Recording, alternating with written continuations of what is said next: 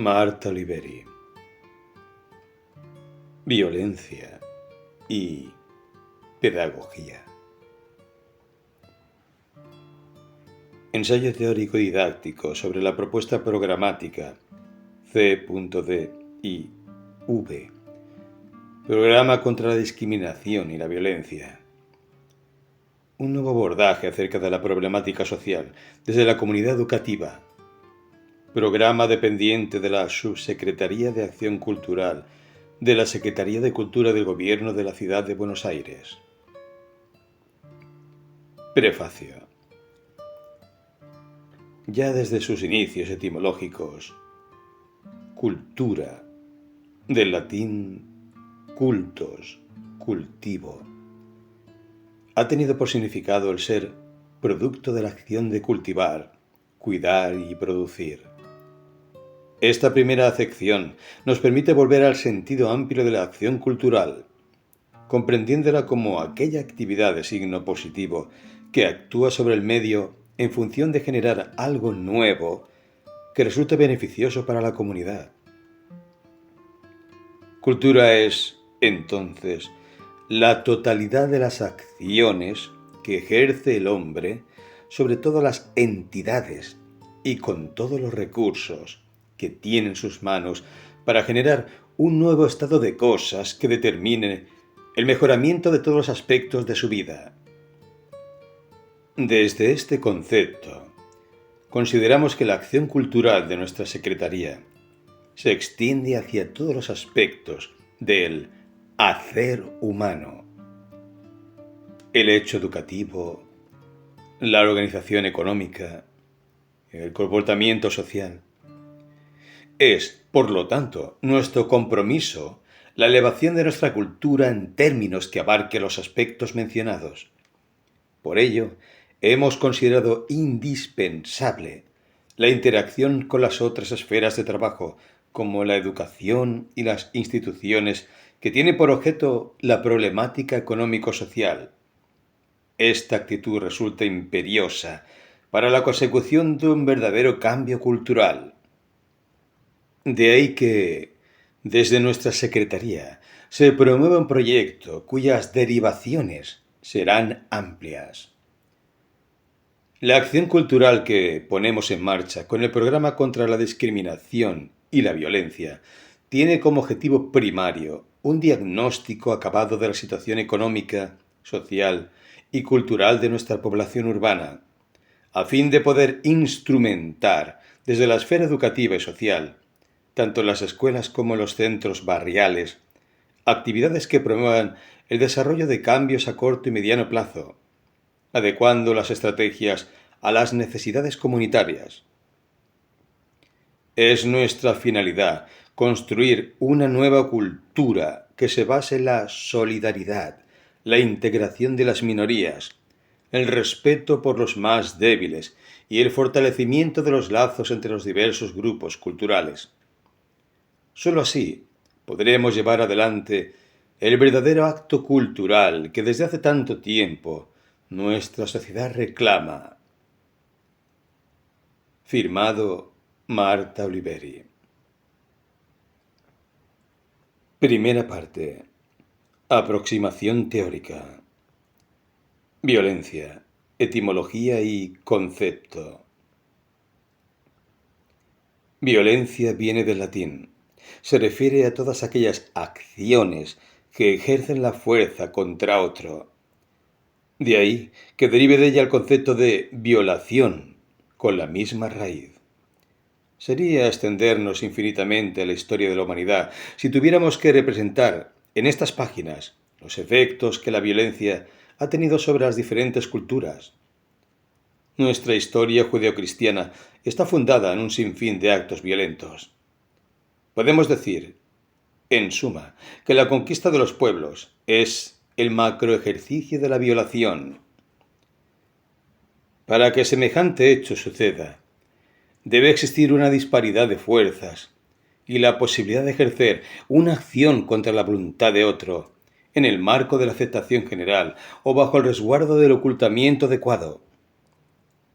Es decir, que para que un acto de violación se produzca en un contexto histórico, siempre tácito o deliberado, existe un consenso social, un aval de la comunidad.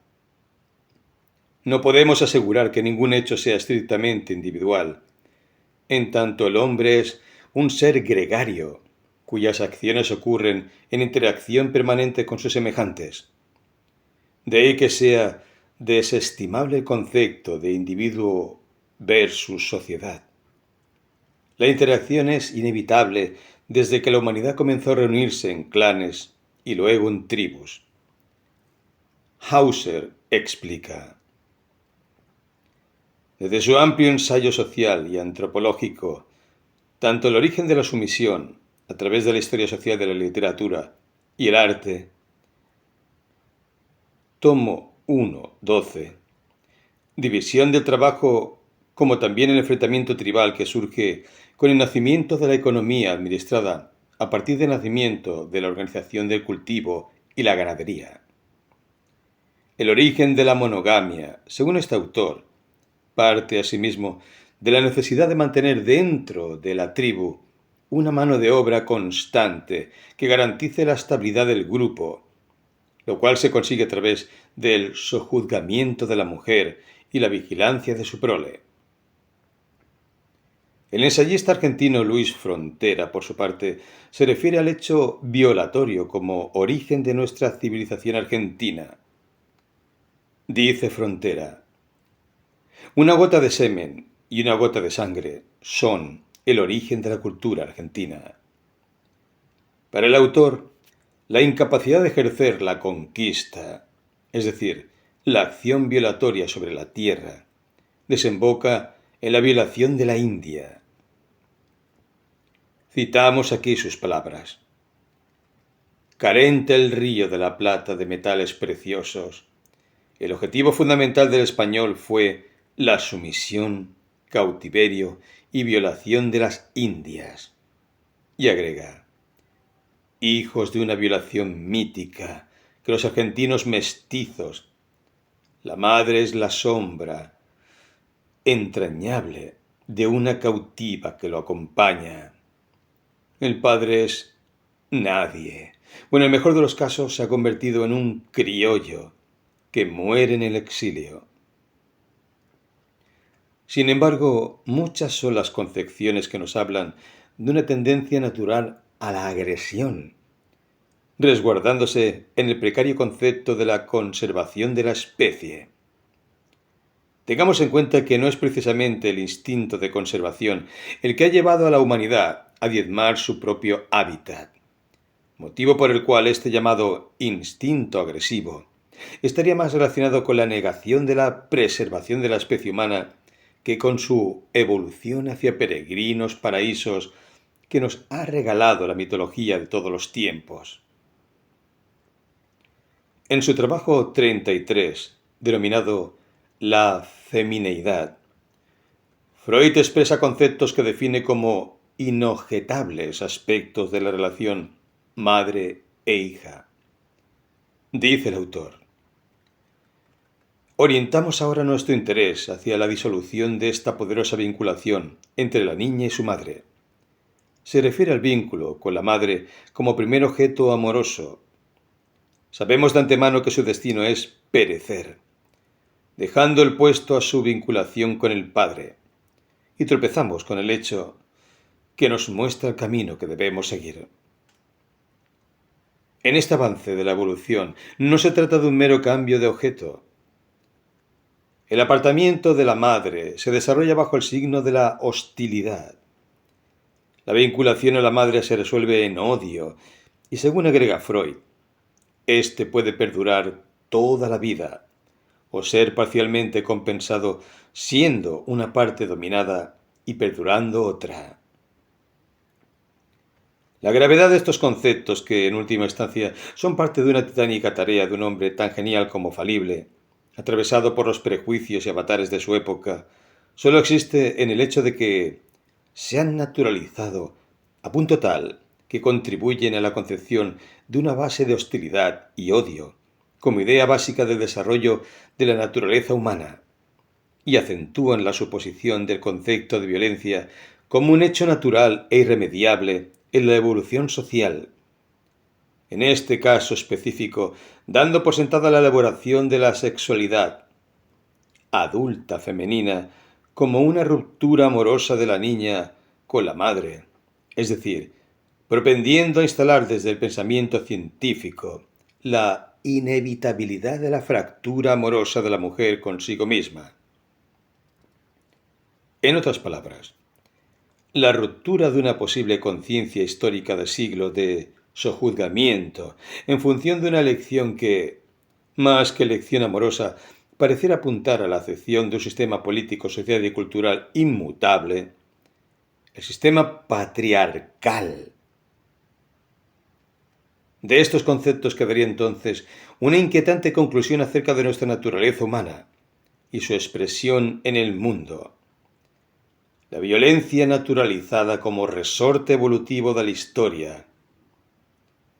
Sería tedioso mencionar la cantidad de filósofos, pensadores, psicólogos y políticos que han contribuido a sostener las bondades de la violencia como sistema de desarrollo natural de las sociedades. Eufemismos han sobrado para esconder su subyacente violatorio, instinto básico de agresión, tendencia autoconservadora, sana competencia. Actualmente, como el concepto de competitividad ha pasado a formar parte del discurso de nuestro sistema global, ya nadie parece poner en tela de juicio la necesidad de establecer vínculos sanos en el orden del mercado mundial, y los establecimientos educativos se precian de ser sofisticados cuando plantean adiestrar a los niños en el concepto de competencia y bajo la nominativa de promover emprendimientos empresariales. La violencia ha sido instalada en la sociedad ufana y abiertamente. Frente a la pregunta, ¿la violencia es natural? La licenciada Bringiotti nos dice: esta percepción negativa del ser humano se realiza de forma automática y nos lleva a transformar determinados conceptos en patrones estereotipados que rigen nuestra conducta y nuestras opiniones bajo la forma de auténticos prejuicios. Me refiero al proceso como automático, porque la mayoría no es consciente de ello. Son construcciones sociales establecidas por el uso común y que se adoptan generalmente de forma inconsciente. Se internalizan, se incorporan y pasan a regir nuestras decisiones diarias. Se naturalizan. Se cierra el círculo y somos los nuevos portavoces de un sistema básico de construcciones sociales que son justamente y solamente eso. Prestemos atención a esto último. Son, dice la autora, construcciones sociales, productos de un momento histórico y relativo, azarosas, endebles, pero que se presentan como bastiones reguladores de nuestras opiniones y nuestras conductas. ¿Estamos entonces frente a una disyuntiva o no es más que un artificio de cierto pensamiento cuya finalidad pareciera estar dado por extinguir la comprensión de ciertos fenómenos humanos? Violencia social y violencia familiar, violencia individual. ¿De qué modo podríamos separar esta compleja interacción? ¿Cómo trabajar sobre un grupo familiar cuando gran parte de las problemáticas que llevan al desarrollo de sus conductas provienen de un sistema violento? Desocupación, sobreocupación, alcoholismo, prostitución, indigencia, fragmentación del individuo en un sistema de consumismo insaciable, imperio de la virtualidad, de la comunicación más mediática, derrumbe de los valores morales, inagotables guerras, etc. Un mundo cuya mayor fuente de ingresos se sustenta en el mercado de drogas, armas y prostitución. ¿Puede circunscribir su problemática a la institución familiar? ¿Puede separar al individuo y socorrerlo mediante terapéuticas que lo aíslen de un contexto traumático, dejando que la conciencia se adormezca en la suposición de que la problemática sea exclusivamente personal? Existe esta tendencia aislante, producto, por lo general, de teorías psicoanalíticas que tienden a invertir la interacción de causas y efectos, pasando por el individuo o el grupo familiar todas las causantes de su conflictiva, dejando a salvo el sistema en el que estos seres han tenido que interactuar de generación en generación. Si no podemos asegurar que el sistema socioeconómico y cultural es el determinante de las conductas individuales, concedámosle al menos un orden donde esta tríada sociedad, familia, individuo, se retroalimenta constantemente. Admitamos mínimamente que no podemos separar a ninguno de ellos si queremos tener una visión amplia del problema que nos toca abordar. En este caso, la violencia familiar no puede comprenderse descontextualizada de la violencia social, y de ambas es presa el individuo, llevando esta carga a donde quiera que vaya, con lo que vuelve a alimentarse la cadena social. Interacción, violencia social, violencia familiar. El fenómeno de la desocupación. En muchas oportunidades se ha citado el problema de la desocupación como un fenómeno desencadenante de conductas antisociales. El sistema de exclusión de una tercera parte de la población mundial de las fuentes laborales lleva tanto al hombre como a la mujer a afrontar situaciones cuyas causantes desconocen, o bien, de haber un grado de conciencia, éste no puede modificar el estado de cosas en el que se hallan sumergidos. Tenemos periódicamente un registro de cifras alarmantes de desocupados y subocupados que abarcan casi un 20% de la población económicamente activa. Si a esto le agregamos los jubilados y los pensionados con sus exiguas cuotas, que no alcanzan a llenar la cuarta parte de sus necesidades vitales, el fenómeno se extiende a lo largo y a lo ancho de nuestro territorio. Genera de manera inevitable un cambio traumático en la conducta de los que son víctimas de esta situación. Como dice Vivian Forrester en su obra El horror económico, en El fin del trabajo, Jeremy Rifkin hace un exhaustivo análisis de esta problemática que se ha incrementado a mediados del último siglo, generando conductas sociales espontáneas con mayor o menor nivel de organización. Desde aquella masiva, aunque poco publicitada marcha del 30 de marzo de 1982, Pan, Paz y Trabajo, en la que se cuestionaba todo el sistema sociopolítico y económico sustentado por el gobierno de facto, pasando por los saqueos a los supermercados efectuados por un pueblo que veía su sustento diario en peligro. Luego se produjo la pérdida de las fuentes laborales y la inestabilidad económica de los últimos años del primer gobierno democrático, a lo cual siguió la Gran Depresión laboral de los 90, durante la que se perdieron numerosas fuentes laborales con leyes de despidos masivos que sumergieron a un alto porcentaje de nuestra población en la pobreza y en la indigencia. Algunas manifestaciones aisladas fueron expresión de la situación padecida. Otras, como la organización de los docentes en la Carpa Blanca, marcaron pautas mucho más claras respecto al estado de abandono en el que habían caído los sectores protagónicos de nuestra comunidad: educación, salud, investigación científica, etc. Por otra parte, la alta masa de inmigrantes latinoamericanos y europeos orientales ocurrida en estos últimos años acrecentó la problemática, generando disputas sociales y acrecentando la xenofobia en la población argentina. Esto incidió claramente en el acrecentamiento de una conducta discriminatoria que afectó a toda la población. Como veremos más adelante, este fenómeno se produce en las escuelas, degradando los valores éticos en la comunidad educativa. Ensayar sobre las posibles relaciones de un fenómeno con la exigencia de determinadas situaciones no implica de ningún modo haber llegado al fondo de éste, ni mucho menos dará una explícita guía de respuestas que no puedan ser profundizadas y aún rebatidas.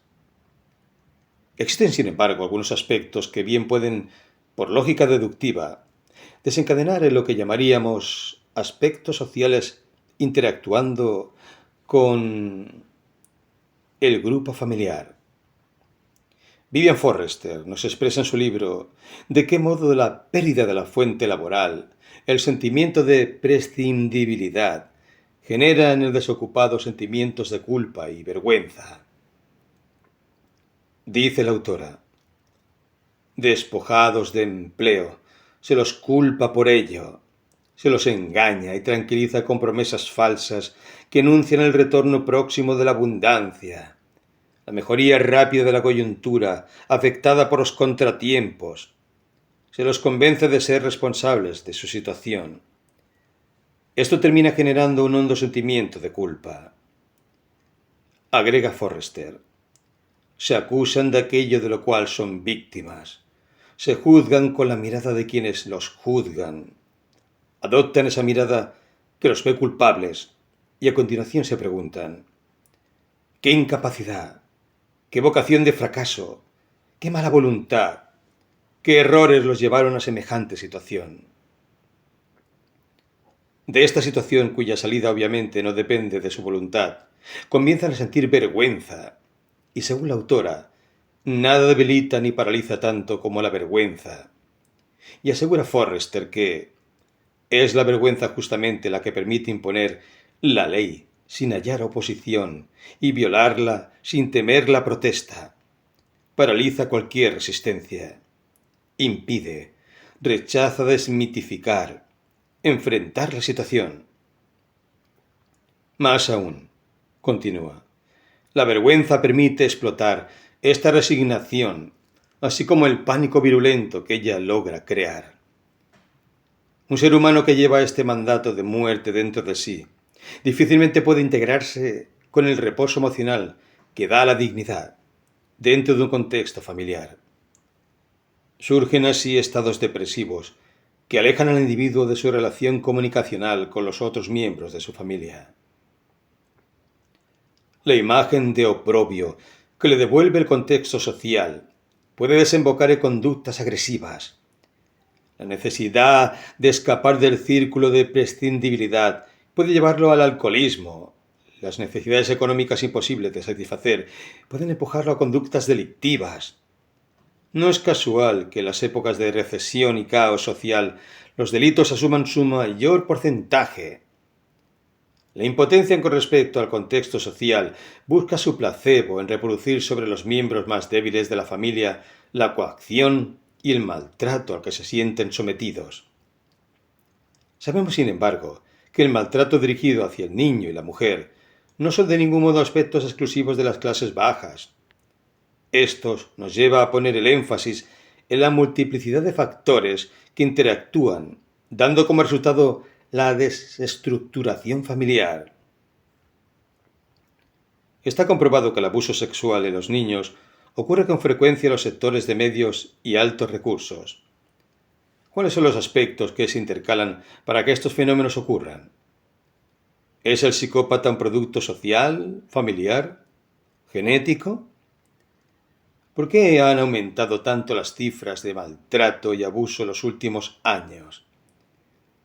¿Cuál es la relación de estos delitos privados con la justicia?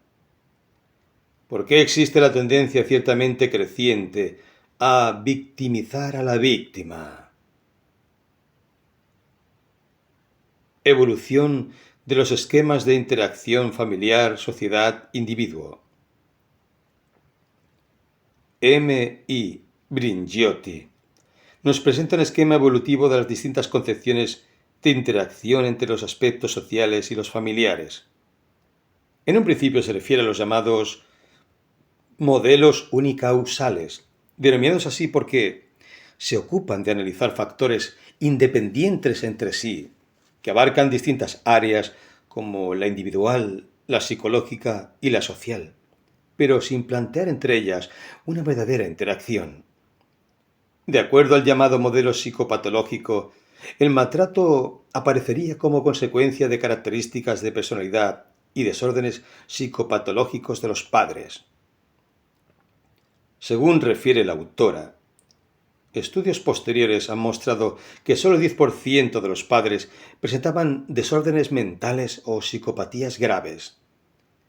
En este sentido, sería interesante conocer cuál es la fuente que se ha utilizado para llegar a dicha conclusión y, de tener acceso a ella, cuáles fueron los procedimientos efectuados para evaluar el grado de patología mental de los progenitores y su relación con los factores de riesgo de maltrato y abuso infantil.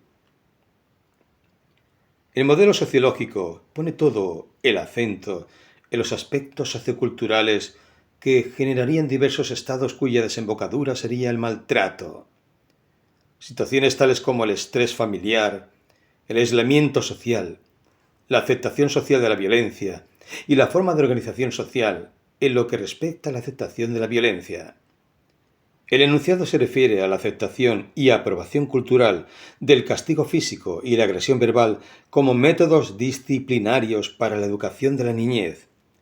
Ideas muy arraigadas respecto a la privacidad familiar propenden a las prácticas de maltrato.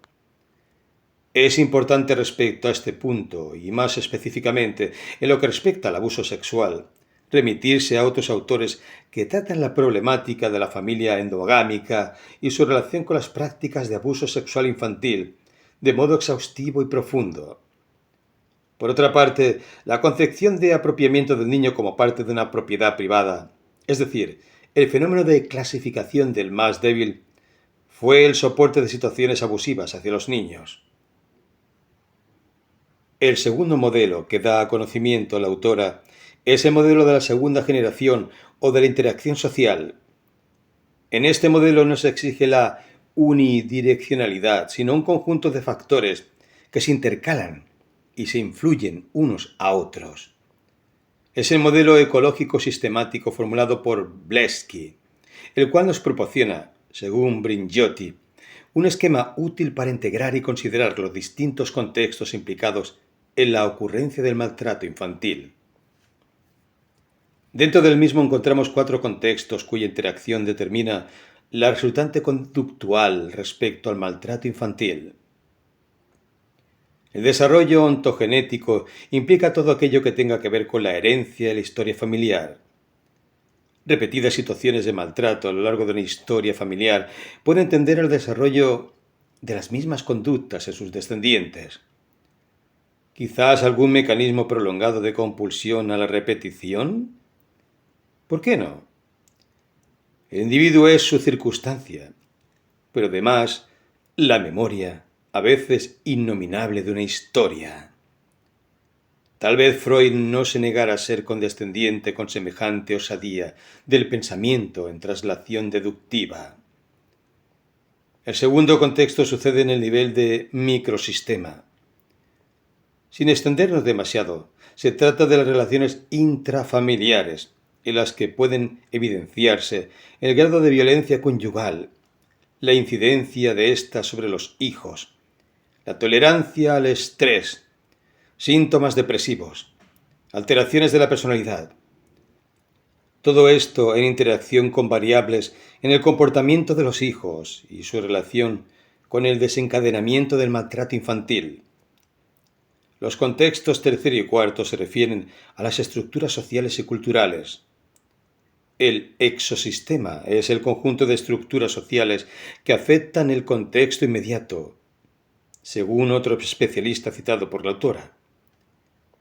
Los 2 grandes ejes de análisis son las relaciones sociales y el ámbito laboral, y es fundamental el tema del desempleo y la calidad del apoyo social. El macrosistema refiere los valores culturales y los sistemas de creencia que permiten y fomentan el maltrato infantil.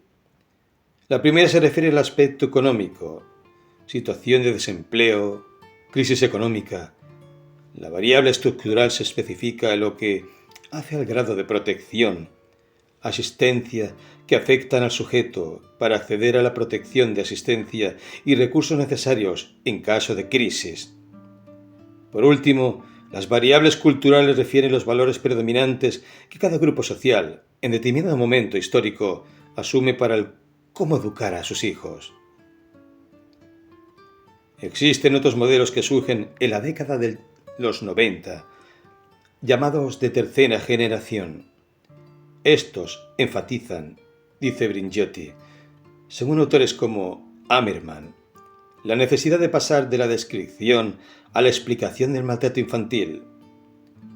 Hasta ahora hemos dado a través de una lectura prácticamente textual de la autora, expresando de manera sistematizada los modos de interacción entre violencia social y violencia familiar. Si bien la coincidencia con estos modelos puede no ser absoluta, no hay dudas que nos expresa con claridad hasta qué punto no existen compartimentos estancos. Simple conclusión de la que surge una aún mucho más simple. Es imposible trabajar sobre la violencia familiar e individual si no se toma en cuenta el contexto de inmensa violencia social que atraviesa su estructura. La retroalimentación es indetenible en tanto no se vea el panorama global de la situación. El maltrato infantil es la consecuencia más nefasta que nos deja esta circularidad. Abrirla implica iniciar el difícil camino de la desintegración de un sistema perverso en pos de la apertura de nuevas instancias que no desechen ninguna de las problemáticas enunciadas.